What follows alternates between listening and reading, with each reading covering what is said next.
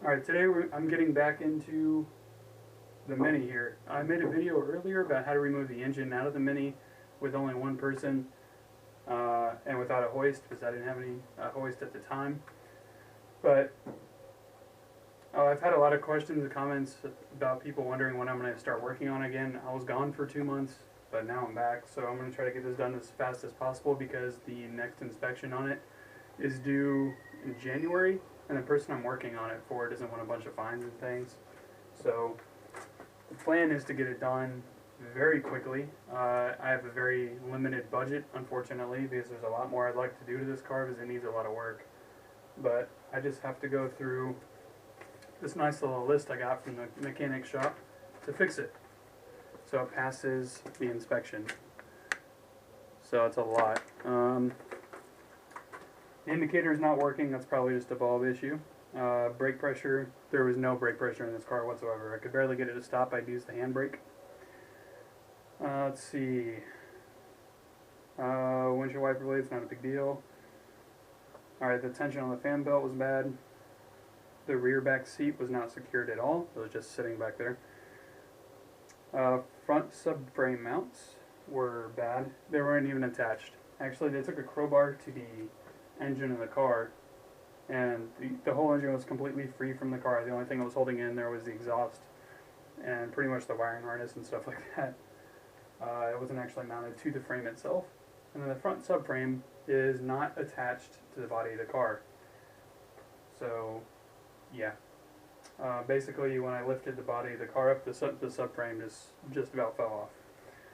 So, we gotta fix that. Let's see, the steering rack needs to be replaced. It was actually broken and welded back together. The ball joints, front panel was welded in incorrectly. Well, that's not a problem now because I cut the front panel off, so they can't really dock us for that. Let's see, front suspension was broken. The right swing axle had too much play, which is in the back. Front shock absorber bracket, rust hole. There's a giant rust hole where the shock absorber attaches to the firewall support. So basically I got to put a patch in there for that. I don't have the budget to replace the entire panel. Rear silencer, okay, whatever, blah, blah, blah. And the door sills on the bottom are not welded correctly. Or they're tack welded on, excuse me. They either need to be completely welded along the bottom seam or spot welded, which they're neither. It's just tack welded on. Alright, and all the tires were dry rot, so that was fun. And it's a pain to get 10-inch wheels for the rims. So I just upgraded them to 12s because I had a pair of 12s laying around, or a set of 12s. So the first thing I'm going to do is I'm going to get all the dirty work done. I need to cut this off because I can't get to the front windscreen to replace it, the rubber seal, because this is in the way. It's really cool looking and all. She thinks it is anyway. I don't really care for it, but I'm going to cut it off and try to make it a nice clean cut so I can weld it back on for her. And then I'm going to cut the front panels off and see what we have to work with underneath.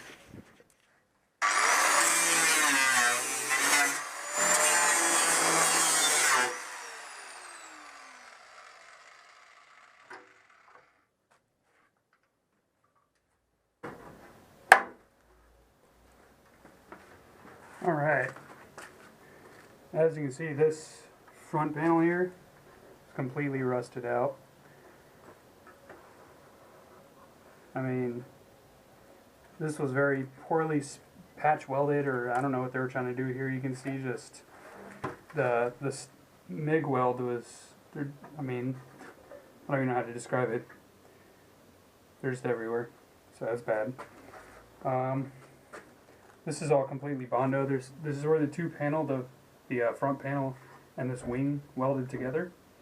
You can see it's just completely rotted. So basically they just did a bunch of fill welding to try to make this look decent again, which is why there's no body panel lines or anything like that. There's a lot of, I don't know, a lot of cover up here. This is completely rotted out where the door actually attaches to the body. The previous owner said that they replaced these scuttle panels, the corners. I just don't know how they did that by leaving the wings in. This is obviously starting to rust through here. Off with this panel.